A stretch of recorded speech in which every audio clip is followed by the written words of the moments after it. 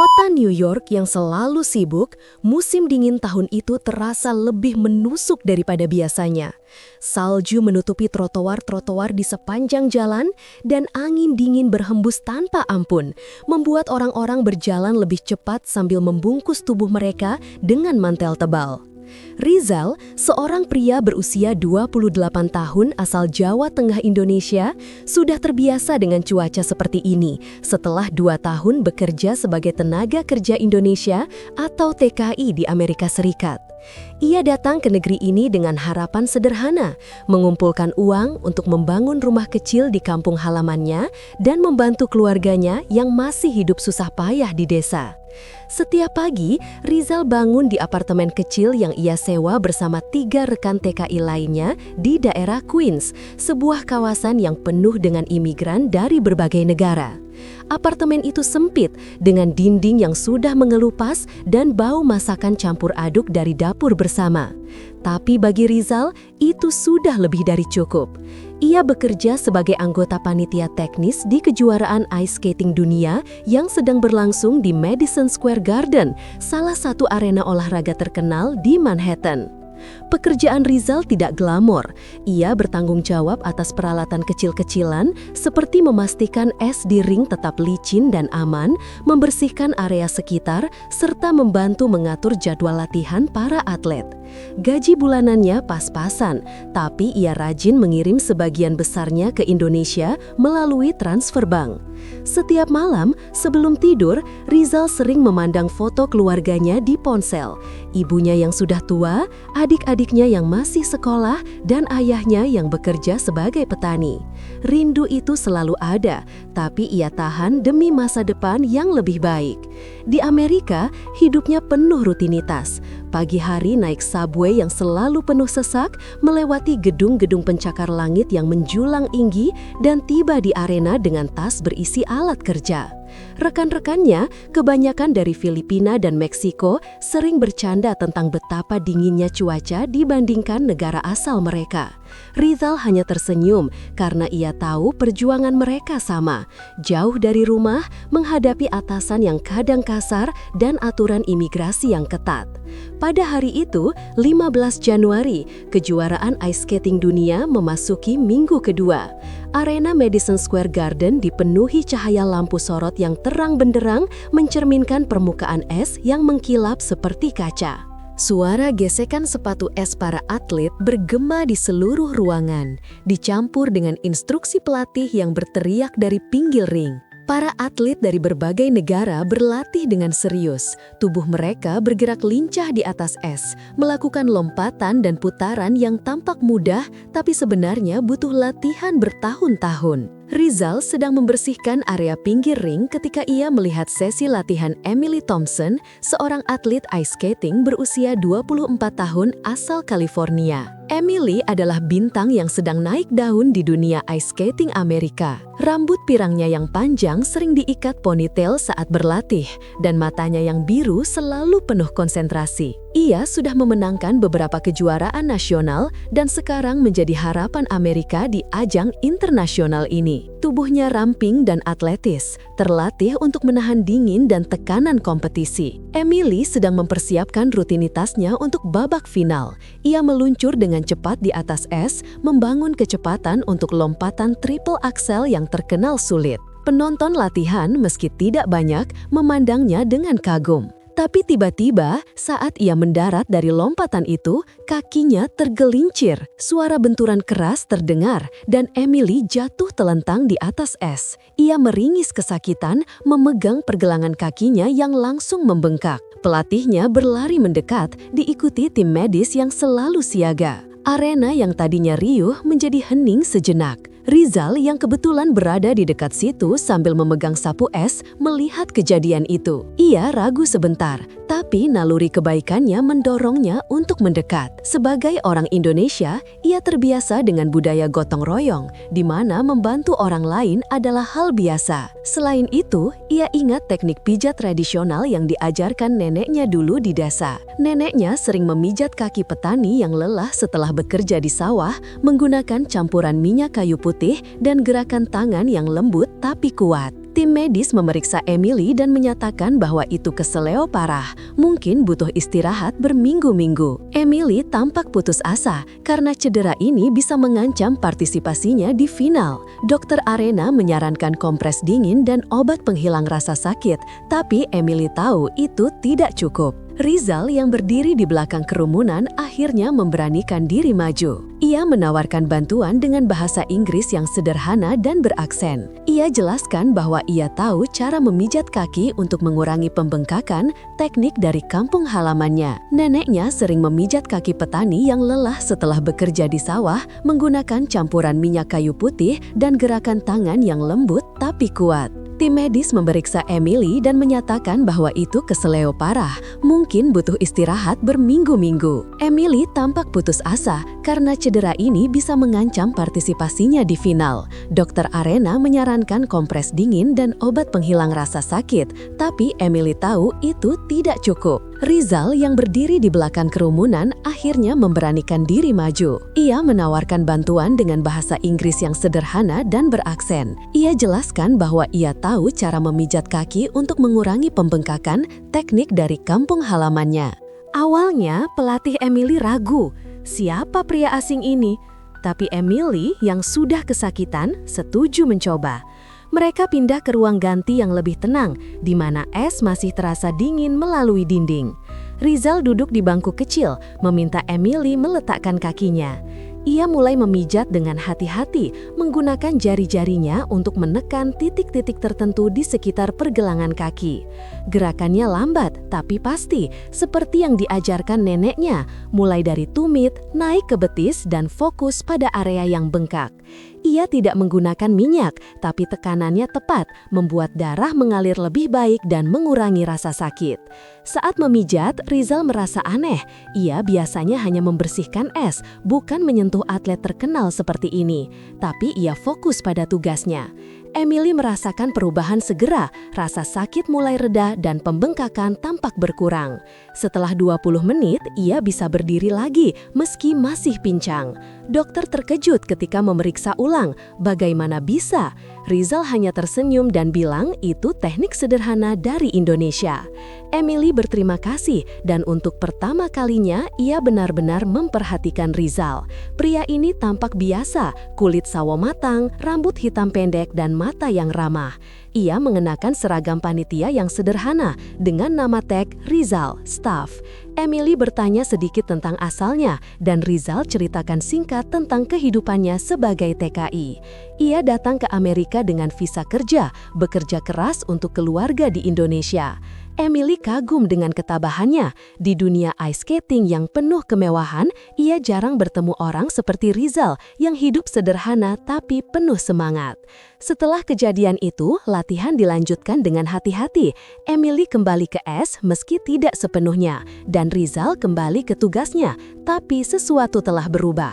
Emily sering melirik ke arah Rizal saat ia membersihkan pinggir ring. Ia penasaran dengan pria yang telah menyelamatkan karirnya dengan cara sederhana.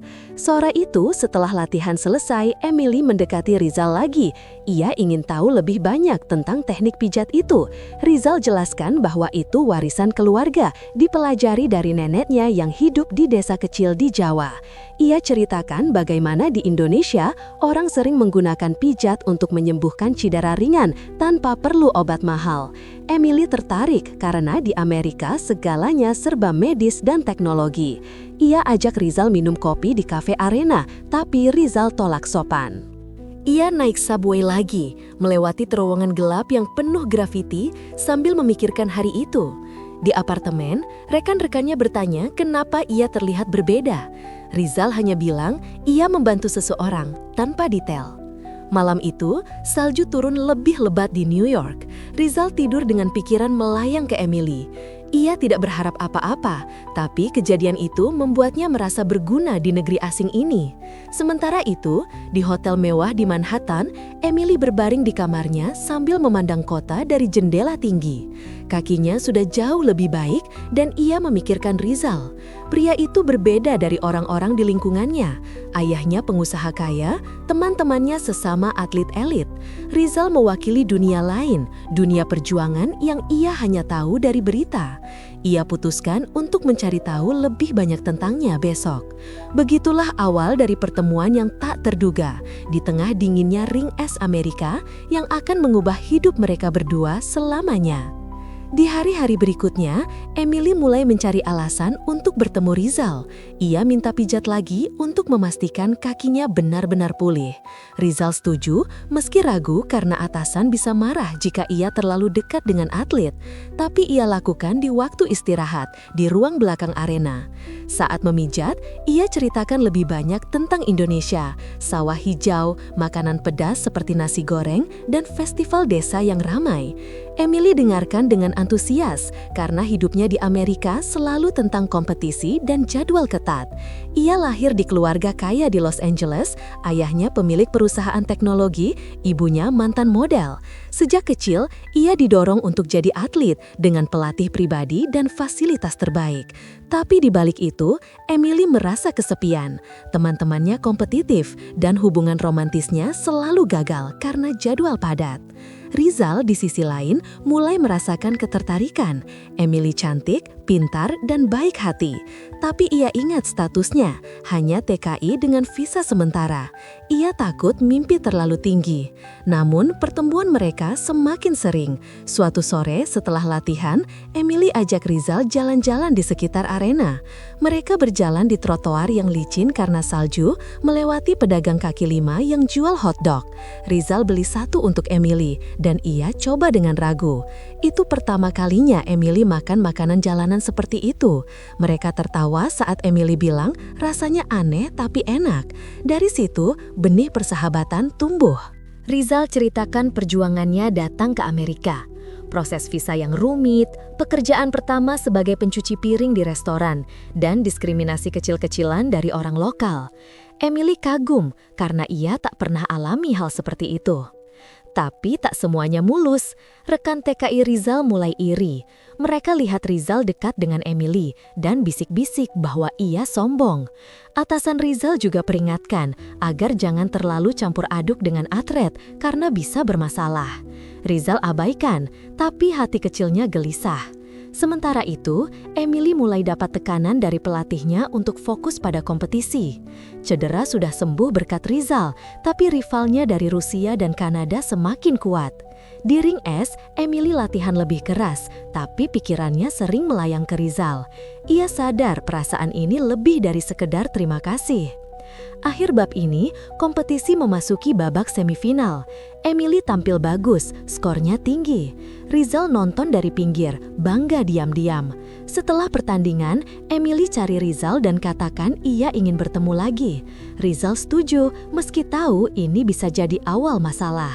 Di luar arena, angin dingin New York bertiup, membawa salju halus. Mereka berdua berjalan ke subway, tak sadar bahwa pertemuan ini akan membawa badai lebih besar dalam hidup mereka. Setelah kejadian di ring es, hidup Rizal mulai berubah sedikit demi sedikit. Ia masih menjalani rutinitasnya sebagai anggota panitia di Madison Square Garden, tapi sekarang ada sesuatu yang membuat harinya lebih menarik. Emily sering mencari alasan untuk bertemu dengannya setelah latihan. Awalnya, ia datang hanya untuk memeriksa kakinya, memastikan pijatan Rizal benar-benar efektif. Rizal selalu siap membantu, meski ia harus melakukannya di waktu istirahat singkatnya. Ia duduk di bangku belakang arena, memijat kaki Emily dengan gerakan yang sama seperti sebelumnya, fokus pada titik-titik yang bisa mengurangi ketegangan otot. Emily merasa nyaman, dan lama-kelamaan, pertemuan itu bukan lagi soal cedera, tapi lebih ke obrolan santai tentang kehidupan mereka masing-masing. Suatu pagi, saat salju mulai turun tipis di New York, Emily mengajak Rizal jalan-jalan setelah shift paginya selesai. Mereka bertemu di depan arena, di mana udara dingin membuat napas mereka berembun. Emily mengenakan mantel wol tebal dengan tudung bulu, sementara Rizal hanya memakai jaket kerja biasa yang sudah usang. Ia ragu sebentar, karena biasanya ia langsung pulang naik subway ke Queens, tapi Emily bersikeras. Mereka berjalan ke Central Park, taman besar di tengah kota yang sekarang tertutup lapisan salju putih.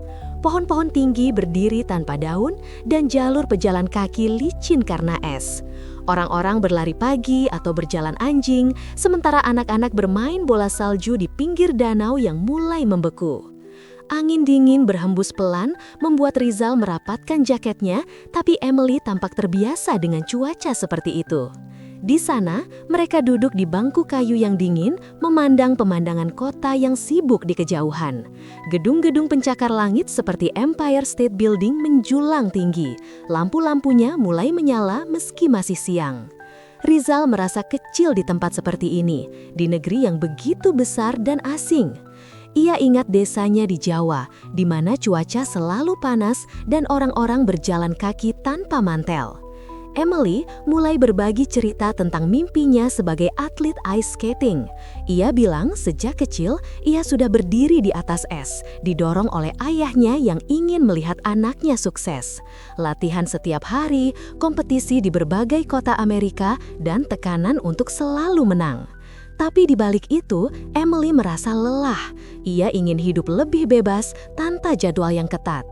Rizal mendengarkan dengan seksama, sesekali mengangguk. Ia merasa senang bisa menjadi pendengar karena di kehidupannya sebagai TKI jarang ada yang mau mendengar ceritanya. Sebagai balasan, Rizal mulai mengajari Emily sedikit tentang budaya Indonesia.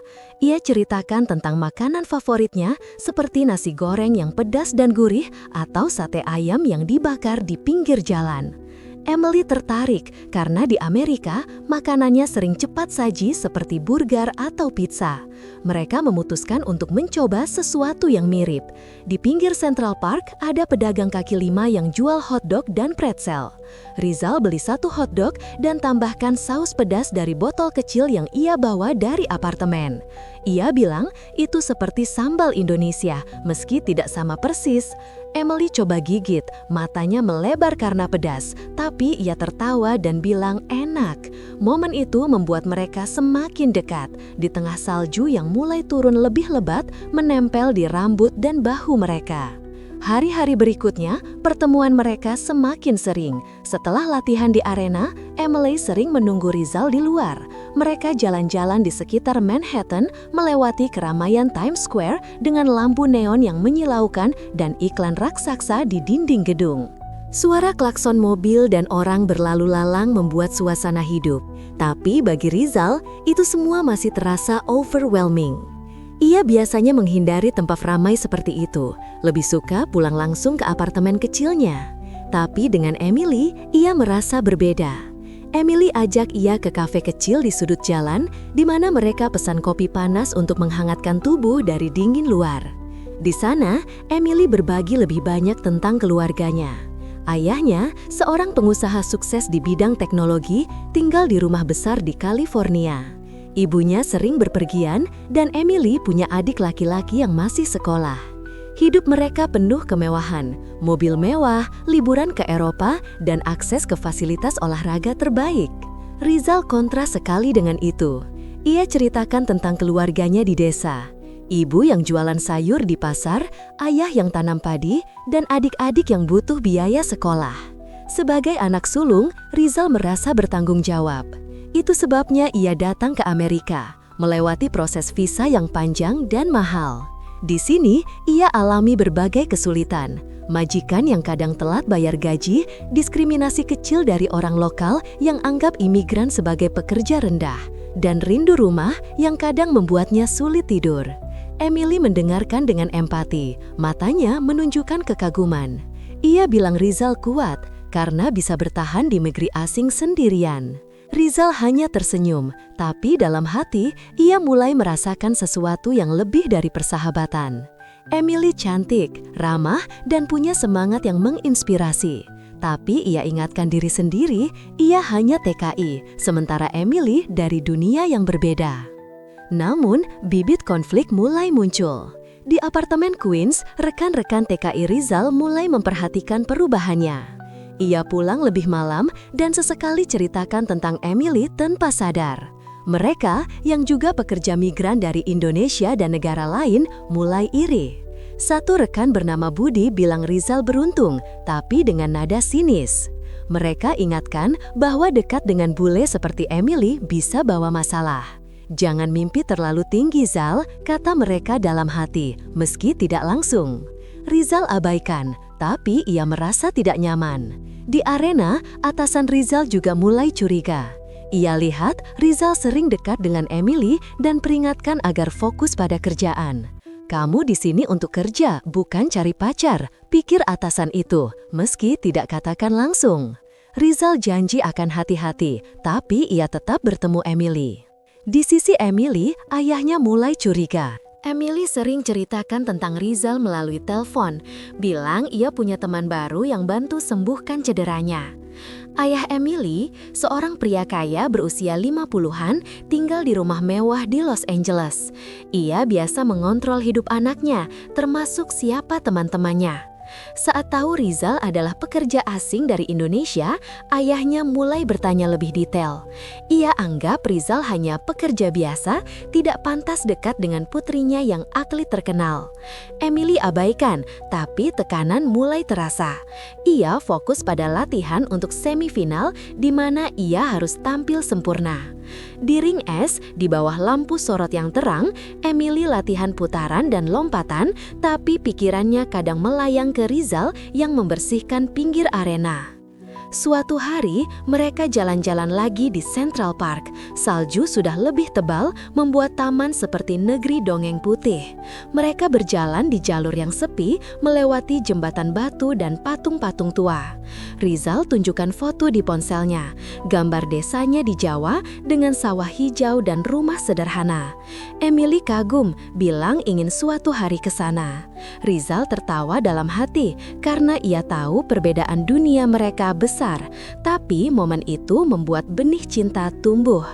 Emily pegang tangan Rizal sebentar untuk menghangatkan karena dingin sekali. Rizal terkejut tapi biarkan. Mereka duduk di bangku, memandang orang-orang bermain ice skating di danau kecil yang dibuat untuk umum. Emily bilang ingin ajari Rizal skating suatu hari meski ia tahu Rizal tak pernah coba. Tapi konflik semakin dekat.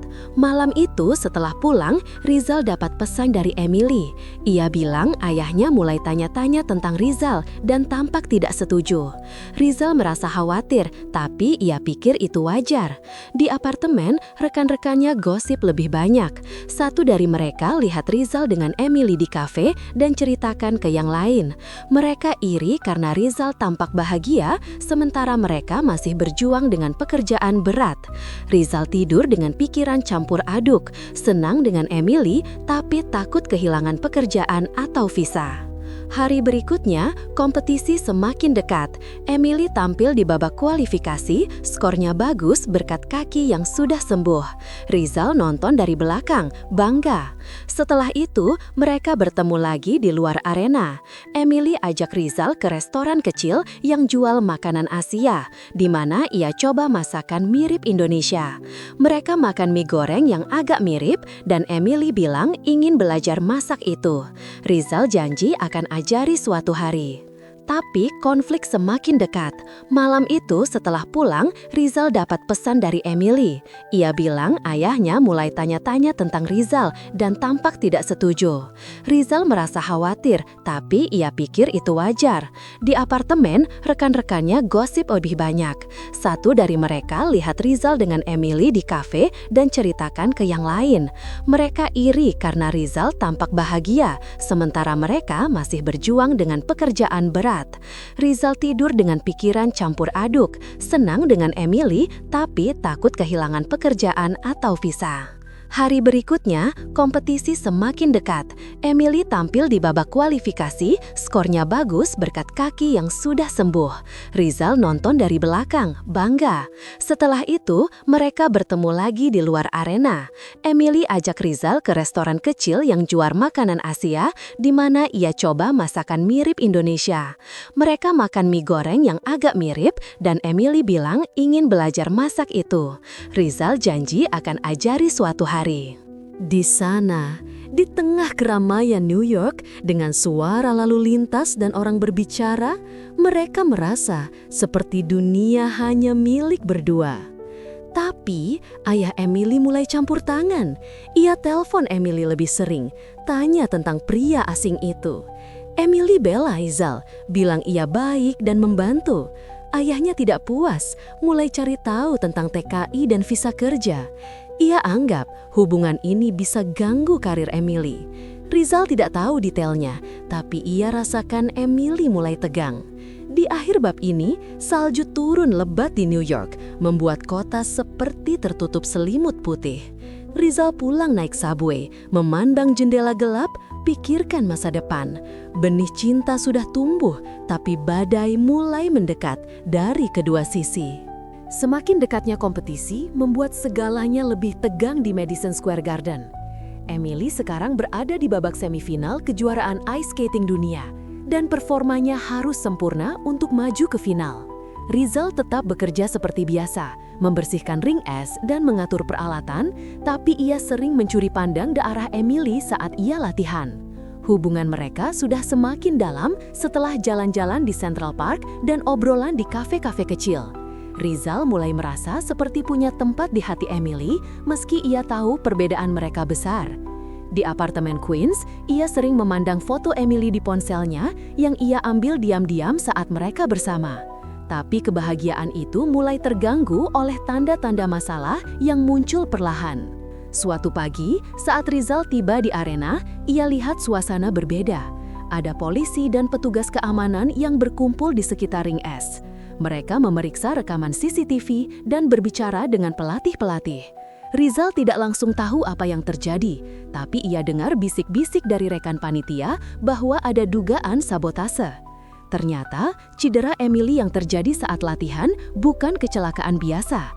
Seseorang telah merusak sepatu es Emily dengan sengaja, membuat bilahnya longgar sehingga mudah tergelincir. Rival Emily dari tim Kanada, seorang atlet bernama Sarah, dicurigai sebagai pelakunya. Sarah sudah lama iri pada Emily karena sering kalah di kompetisi sebelumnya. Investigasi mulai dilakukan oleh pihak kejuaraan dan polisi New York yang datang dengan mobil patroli berlampu biru merah di luar arena. Emily terkejut saat tahu hal ini. Ia sedang di ruang ganti, memeriksa sepatunya lagi ketika pelatihnya ceritakan hasil pemeriksaan awal. Wajahnya pucat karena sabotase seperti ini bisa mengakhiri karirnya jika tidak ketahuan lebih awal. Ia langsung pikirkan Rizal yang telah membantunya sembuh dengan pijatan. Emily cari Rizal di belakang arena di mana ia sedang menyapu es yang tersisa. Ia ceritakan semuanya dan Rizal merasa marah campur khawatir. Ia ingat saat ia memijat kaki Emily, ia sempat perhatikan sepatunya tampak aneh, tapi ia anggap itu karena benturan. Sekarang, polisi mulai interogasi semua orang yang dekat dengan Emily, termasuk panitia seperti Rizal. Karena Rizal adalah orang asing dan sering terlihat bersama Emily, ia jadi salah satu yang dipanggil pertama. Interogasi berlangsung di ruang kecil di arena dengan meja kayu sederhana dan lampu neon yang terang. Dua detektif polisi New York duduk di depan Rizal, bertanya tentang apa yang ia lihat saat kejadian. Rizal jawab sejujurnya, ia hanya membantu memijat kaki Emily setelah jatuh dan tidak tahu apa-apa tentang sabotase. Tapi detektif curiga karena Rizal adalah imigran dengan visa kerja. Mereka tanya visa dan pekerjaannya, membuat Rizal gugup. Ia ingat betapa sulitnya dapat visa itu, dan sekarang ini bisa jadi alasan untuk masalah lebih besar. Setelah interogasi, Rizal pulang dengan pikiran berat. Di subway yang penuh sesak, ia memandang jendela gelap, memikirkan bagaimana hidupnya bisa berubah drastis hanya karena membantu orang. Malam itu, hujan deras mengguyur New York. Air mengalir di trotoar-trotoar, membuat kota yang biasanya sibuk jadi sepi.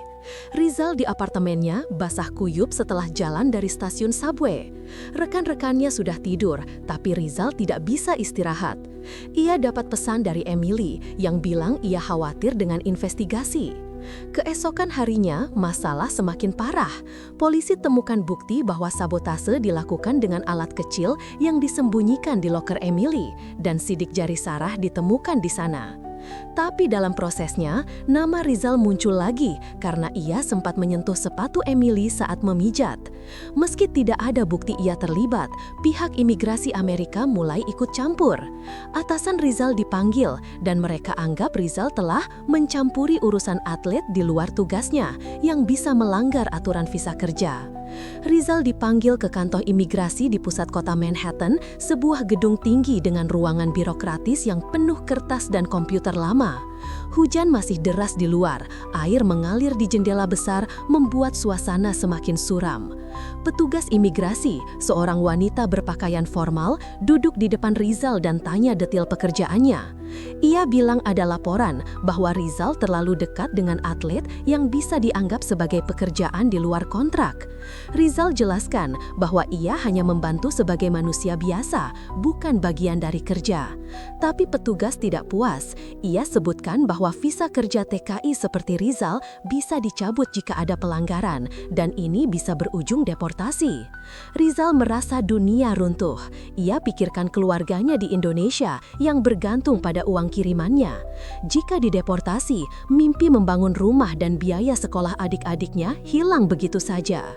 Emily tahu tentang ini dari Rizal melalui pesan. Ia marah dan sedih, langsung hubungi ayahnya untuk minta bantuan. Tapi ayah Emily dari rumahnya di California malah tambah kesal. Ia sudah curiga sejak awal tentang hubungan ini. Melalui video call, ayahnya bilang Emily harus fokus pada kompetisi, bukan urusan dengan pekerja asing kelas bawah. Ia anggap Rizal hanya memanfaatkan Emily untuk status atau uang. Emily bela Rizal, bilang ia tulus dan telah menyelamatkan karirnya. Tapi ayahnya tidak mau dengar.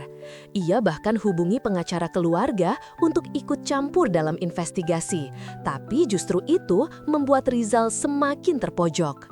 Ayah Emily bilang hubungan seperti ini tidak pantas karena Emily dari keluarga kaya dengan masa depan cerah, sementara Rizal hanya migran biasa. Di tengah badai ini, Emily mulai merasa putus asa. Setelah latihan malam di arena, ia duduk sendirian di ring es yang sudah sepi.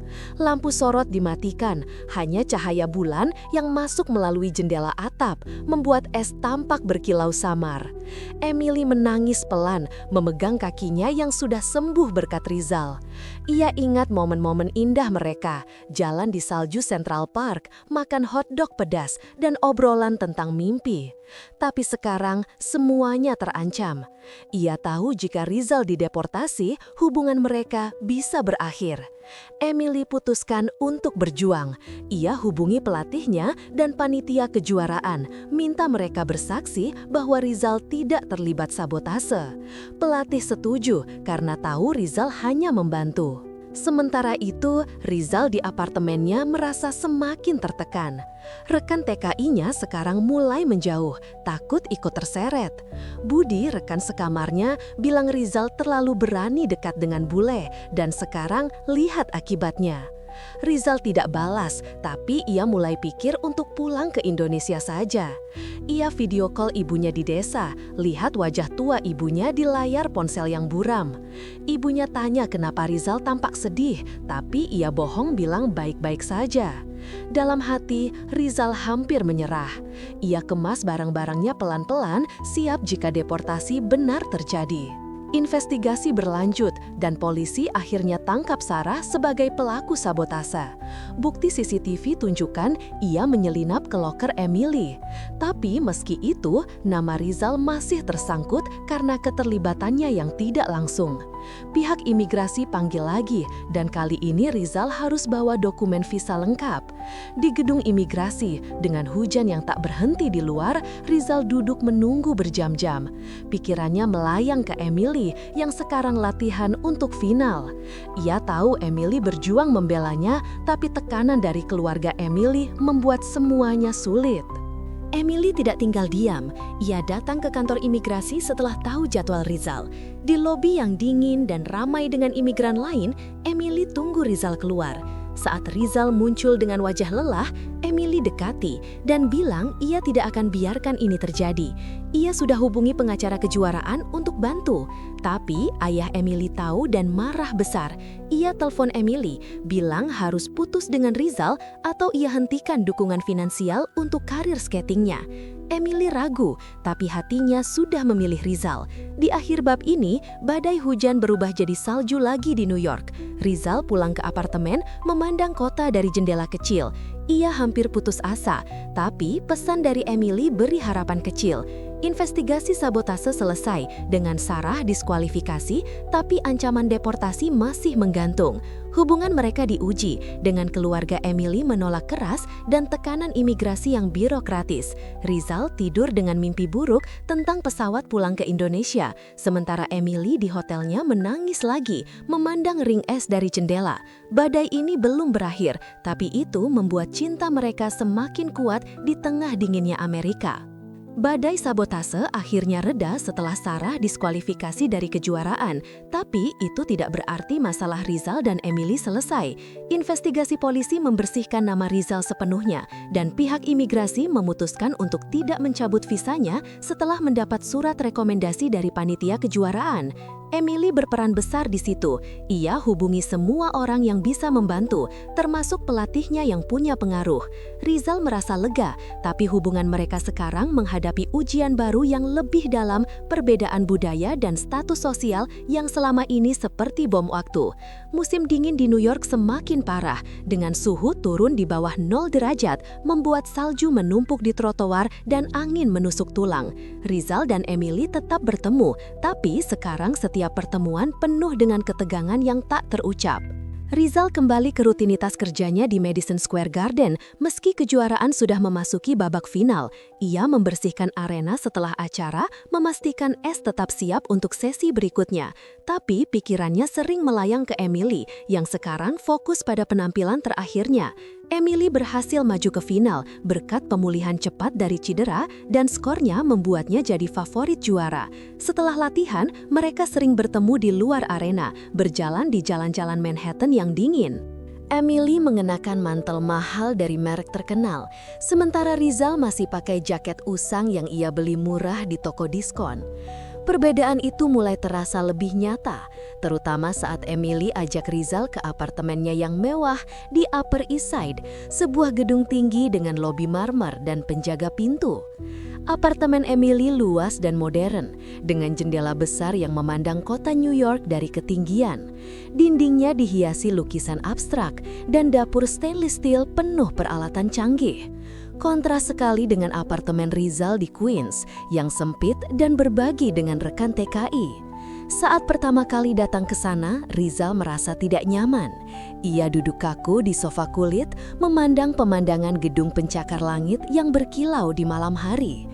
Emily masak makanan sederhana, seperti pasta dengan saus tomat, tapi Rizal ingat masakan ibunya di desa, nasi panas dengan sambal dan ikan asin. Ia ceritakan itu, dan Emily tertarik untuk belajar. Ia mulai coba belajar bahasa Indonesia dari aplikasi di ponselnya, mengucapkan kata-kata sederhana seperti terima kasih atau selamat malam. Rizal tersenyum melihat usahanya, dan ia ajari lebih banyak, seperti nama makanan atau sapaan keluarga. Tapi perbedaan agama mulai jadi isu besar. Rizal Muslim taat, ia sholat 5 waktu meski di tengah kesibukan kerja. Di apartemen kecilnya, ia punya sajadah sederhana yang ia bawa dari Indonesia. Emily dari keluarga Kristen yang tidak terlalu religius, tidak paham awalnya. Suatu malam, saat mereka di apartemen Emily, Rizal minta izin untuk sholat maghrib. Emily lihat dengan penasaran, dan setelah itu ia tanya banyak.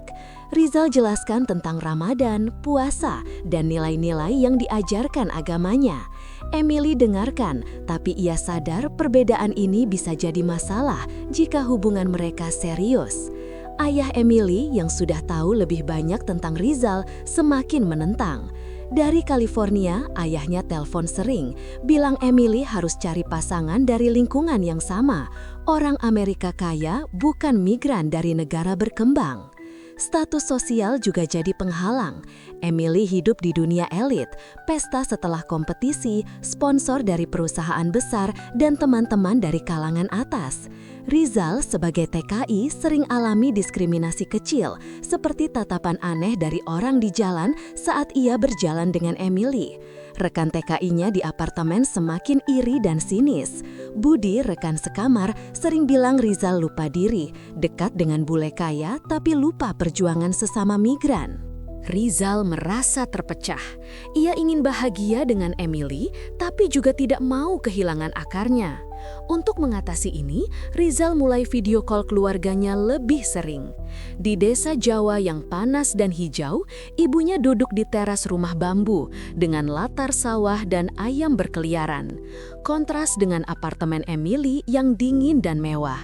Rizal ceritakan tentang Emily, tapi hati-hati karena keluarganya tradisional. Ibunya tanya, apakah Emily mau ikut budaya Indonesia? Dan Rizal jawab, ia sedang belajar. Emily berusaha keras untuk memahami dunia Rizal. Ia minta Rizal ajari ice skating, tapi sebaliknya, Rizal yang coba belajar dari Emily. Suatu sore, di ring es umum di Central Park yang sekarang sepenuhnya beku, Emily sewa sepatu es untuk Rizal. Rizal, yang tak pernah berdiri di atas es sebelumnya, tampak lucu saat mencoba. Ia pegang pinggir ring, kakinya goyang-goyang, dan jatuh beberapa kali. Emily tertawa, tapi bantu ia berdiri, pegang tangannya untuk keseimbangan. Momen itu ringan, di tengah salju yang turun pelan, tapi itu tunjukkan usaha mereka saling memahami. Rizal bilang, di Indonesia, olahraga seperti ini jarang. Orang lebih suka sepak bola atau bulu tangkis. Emily janji, suatu hari akan coba itu jika ke Indonesia. Tapi twist dramatis muncul dari rival Emily yang lama. Sarah, meski sudah diskualifikasi, tidak tinggal diam. Dari Kanada, ia hubungi teman-temannya di dunia ice skating dan sebarkan rumor. Sarah tahu rahasia masa lalu Rizal. Sebelum dapat visa resmi, Rizal pernah bekerja ilegal di Amerika selama beberapa bulan sebagai pencuci piring di restoran kecil untuk bertahan. Itu rahasia yang Rizal simpan rapat karena bisa jadi alasan deportasi jika ketahuan. Sarah ancam akan bongkar itu ke media atau pihak imigrasi sebagai balas dendam karena Emily yang membuatnya. Rumor mulai beredar di kafe-kafe New York yang ramai, tempat para atlet berkumpul. Emily tahu dari temannya dan ia langsung konfrontasi Sarah melalui pesan, tapi Sarah abaikan. Suasana jadi penuh ketakutan. Rizal dan Emily bertemu di kafe kecil di Greenwich Village dengan meja kayu dan aroma kopi yang kuat. Orang-orang di sekitar sibuk dengan laptop mereka, tapi Rizal merasa seperti semua mata memandangnya. Emily bilang ia takut rahasia itu bocor karena bisa hancurkan segalanya. Rizal merasa bersalah. Ia ceritakan masa lalunya, datang ke Amerika dengan visa turis tapi overstay karena butuh uang, lalu kerja ilegal sebelum dapat visa kerja resmi. Itu perjuangan biasa bagi banyak TKI, tapi sekarang jadi senjata. Mereka putuskan untuk hadapi bersama. Emily hubungi pengacara keluarganya meski ayahnya tidak setuju untuk lindungi Rizal. Perjuangan ini membuat mereka semakin dekat, tapi juga melelahkan. Rizal mulai ragu. Ia pikir mungkin lebih baik putus untuk lindungi Emily dari skandal. Di apartemennya yang dingin, dengan angin menderu di luar jendela, Rizal kemas barang lagi, siap pulang jika perlu. Rekan-rekannya sekarang simpati. Budi bilang ia dukung Rizal tapi saran hati-hati. Emily di sisi lain bergumul dengan tekanan dari keluarganya. Ayahnya datang ke New York untuk final kejuaraan, tinggal di hotel mewah, dan paksa Emily bertemu. Ia bilang harus pilih, karir dan keluarga, atau hubungan yang tidak masuk akal ini. Emily menangis di kamar hotel, memandang kota dari jendela tinggi, tapi hatinya tetap pada Rizal. Di tengah musim dingin yang membeku, dengan salju menutupi segalanya, mereka terus berjuang. Emily coba masak nasi goreng dari resep online meski hasilnya terlalu manis, dan Rizal makan dengan senang hati. Rizal ajari Emily doa sederhana dalam bahasa Indonesia, meski bukan agamanya. Twist dari Sarah membuat mereka lebih waspada, tapi itu juga tunjukkan kekuatan cinta mereka. Rizal video call keluarganya lagi, perkenalkan Emily melalui layar meski canggung karena perbedaan waktu. Keluarga Rizal kagum dengan Emily yang cantik dan ramah, tapi tanya tentang masa depan. Final kejuaraan mendekat dan Emily harus tampil. Rizal nonton dari belakang, jantungnya berdegup kencang. Emily menang, dapat medali emas, tapi di podium pikirannya pada Rizal. Setelah acara, mereka bertemu di belakang panggung di mana konfeti masih berterbangan. Tapi ayah Emily datang dan konfrontasi tak terhindarkan. Ia lihat Rizal dan bilang, ini harus berakhir. Emily pilih berdiri di sisi Rizal, bilang ia siap tinggalkan kemewahan jika perlu. Itu membuat ayahnya marah, tapi juga mulai pikir ulang. Di akhir bab ini, salju mulai mencair sedikit di New York, tanda musim semi mendekat. Rizal dan Emily duduk di bangku Central Park memandang danau yang mulai leleh. Perjuangan lintas budaya ini melelahkan, tapi membuat mereka lebih kuat. Rahasia masa lalu Rizal masih menggantung, tapi mereka siap hadapi. Hubungan ini bukan lagi benih, tapi pohon yang tumbuh di tengah badai, siap untuk akhir yang bahagia atau tragis. Setelah melewati badai sabotase, ancaman deportasi, dan perjuangan lintas budaya, Rizal dan Emily akhirnya melihat cahaya di ujung terowongan. Rahasia masa lalu Rizal tentang kerja ilegalnya tidak pernah bocor ke publik, berkat usaha Emily yang hubungi pengacara untuk tutup kasus itu diam-diam. Sarah, rival Emily, akhirnya mundur dari dunia ice skating setelah skandalnya terungkap, dan itu membuat Emily bisa fokus pada karirnya tanpa gangguan lagi. Tapi yang lebih penting, ayah Emily mulai melunak. Setelah melihat betapa seriusnya Emily dalam membela Rizal dan setelah pertemuan langsung di New York di mana Rizal tunjukkan ketulusannya, ayah Emily akhirnya setuju meski dengan syarat. Hubungan ini harus dibawa ke level serius. Itu jadi titik balik. Musim dingin di New York mulai berganti ke musim semi, salju mencair perlahan, dan pohon-pohon di Central Park mulai bertunas hijau. Udara tidak lagi menusuk, tapi masih sejuk, membuat kota terasa segar setelah bulan-bulan dingin yang panjang. Rizal merasa seperti mimpi yang jadi kenyataan. Ia masih bekerja di arena, tapi sekarang dengan hati lebih ringan. Setelah final kejuaraan di mana Emily menang medali emas, ia resmi jadi juara dunia ice skating. Sorotan media ada di mana-mana. Foto Emily di podium dengan medali mengkilap di bawah lampu sorot Madison Square Garden yang terang. Tapi di balik itu, Emily putuskan untuk istirahat sementara dari kompetisi. Ia ingin fokus pada hubungannya dengan Rizal. Mereka mulai rencanakan masa depan bersama. Rizal, yang dulu ragu karena statusnya sebagai TKI, sekarang yakin bahwa cinta mereka bisa atasi segala rintangan. Ia video call keluarganya di desa Jawa lebih sering, ceritakan rencana besar, menikah dengan Emily. Ibunya menangis bahagia di layar, meski khawatir tentang perbedaan budaya. Ayah Rizal, yang biasanya pendiam, bilang ia bangga anaknya bisa temukan kebahagiaan di negeri asing. Emily memilih untuk meninggalkan sebagian kemewahan keluarganya. Ia pindah dari apartemen mewahnya ke tempat yang lebih sederhana di Queens, dekat dengan apartemen Rizal agar bisa rasakan hidup seperti migran biasa. Apartemen baru itu kecil, dengan dapur sederhana dan jendela yang memandang jalan ramai, bukan gedung tinggi. Emily belajar masak makanan Indonesia dari resep yang Rizal ajari, nasi goreng dengan telur mata sapi atau rendang yang ia coba buat meski hasilnya agak terlalu manis. Rizal tertawa melihat usahanya dan itu membuat mereka semakin dekat. Rekan TKI Rizal, termasuk Budi, sekarang dukung penuh. Mereka yang dulu iri, sekarang ikut senang, bahkan bantu Rizal siapkan rencana pernikahan. Di apartemen bersama, mereka duduk malam-malam, minum teh hangat, dan bahas bagaimana gabungkan budaya Jawa dengan Amerika. Pernikahan mereka direncanakan sederhana, sesuai keinginan Rizal yang tidak suka kemewahan berlebih. Mereka pilih lokasi di pinggir Danau Central Park, yang sekarang mulai hijau dengan rumput baru dan bunga-bunga musim semi. Danau itu dulu beku saat musim dingin, tapi sekarang airnya mengalir pelan, mencerminkan langit biru. Cuaca cerah pada hari itu, 15 April, dengan angin sepoi-sepoi yang membawa aroma bunga. Tamu tidak banyak, keluarga Emily dari California, termasuk ayahnya yang akhirnya datang dengan hati terbuka, adik Emily yang excited, dan beberapa teman dari dunia ice skating. Dari sisi Rizal, rekan TKI-nya datang lengkap, plus keluarganya yang ia terbangkan dari Indonesia dengan tabungan yang ia kumpul. Ibunya mengenakan kebaya sederhana, ayahnya pakai sarung, dan adik-adiknya tampak kagum dengan kota besar New York. Upacara memadukan dua budaya dengan indah. Bagian pertama mengikuti adat Jawa, Rizal dan Emily duduk di panggung kecil yang dihias dengan janur kuning dan buya melati. Ibunya Rizal memimpin doa sederhana dengan insens yang harum menyebar di udara. Rizal mengenakan beskap hitam dengan blangkon, sementara Emily pakai kebaya putih yang dibuat khusus dengan rambutnya dihias bunga.